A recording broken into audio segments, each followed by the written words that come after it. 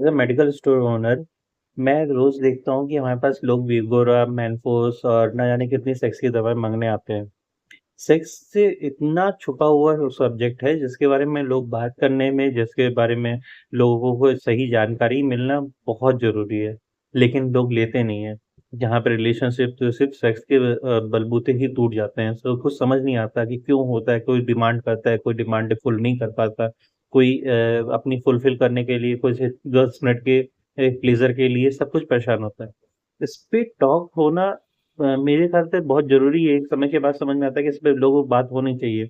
लोग जो इस तरह की मेडिसिन लेते हैं, वो मेडिसिन को के लिए सही नहीं है, लेकिन तब भी लेते हैं। यहाँ तक कि 16 साल से 17 साल के बच्चे अगर लड़के आते हैं, वो अनवांटेड 72 माँगने आ जाते हैं। हम लोग देते नहीं है। मैं तो नहीं देता भाई, जो मैं जिस फार्मेसी वाले को देना है दे, मरे और हमें कुछ नहीं, लेकिन मैं तो नहीं देता। लेकिन सोचने वाली बात है कि किस तरह की एजुकेशन से चीज़ें लोगों को प्रोवाइड कराई जा रही हैं। क्या वो बच्चियाँ सिक्योर हैं या वो लड़के सिक्योर हैं? कहीं से नहीं है। वो क्या होगा? कुछ नहीं होगा। ये सब एक तरह से एक टाइम बॉम्ब पे बैठे हुए हैं हम लोग, जहाँ पे सोसाइटी की सत्यानाश होने वाली, कुछ नहीं।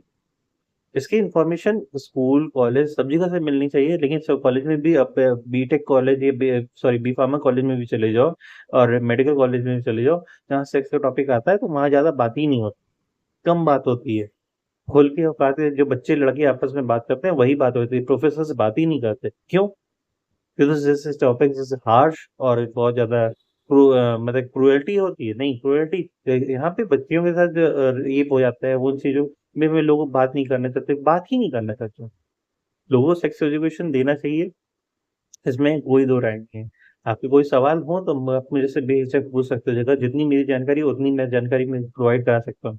लेकिन हाँ, मैं ये तो कहूंगा कि भैया ये एनफोर्स वगैरह ऐसी चीजें लड़के जो अगर सेक्स प्लेजर के लिए यूज करते हैं वो बिल्कुल ना यूज करें। वो नुकसान बहुत करती है। उसके बारे में जितना भी इंफॉर्मेशन मार्केट में अवेलेबल है ना, वो सब बहुत खतरनाक ही रिपोर्ट आई हुई है, कोई अच्छी रिपोर्ट नहीं आई है।